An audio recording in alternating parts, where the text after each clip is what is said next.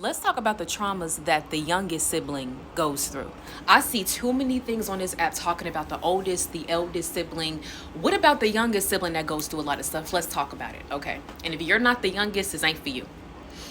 So, if you are the youngest child and you grew up in a very dysfunctional family, a toxic household, narcissistic family, then you being the youngest child, you took a lot of that brunt of that abuse.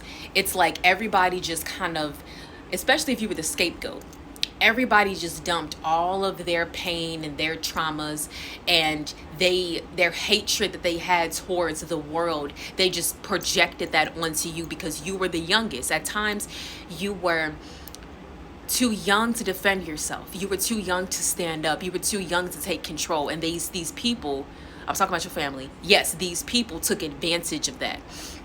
And I'm talking to my collective of youngest siblings where you never felt protected by any of your siblings.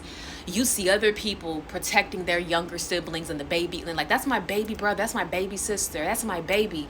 But you never got that same energy when it came to you and your siblings, and you felt like you were missing out. It's okay to feel that way. Also, let's also talk about how the siblings, the older siblings that were the most abusive to you when you were growing up, feel so entitled to having your respect as the older sibling. Like, this older sibling abused you your whole life. And then when you become old enough, then they're like, but I'm the oldest, or I'm older than you. You need to respect me. But they never gave you respect.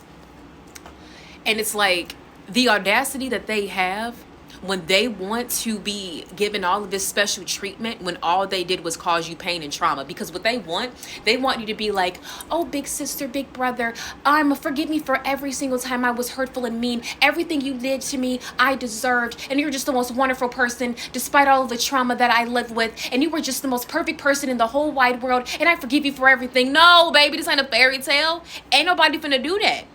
Because the foundation of your relationship with your siblings needed to be built when you all were children. That's where it starts.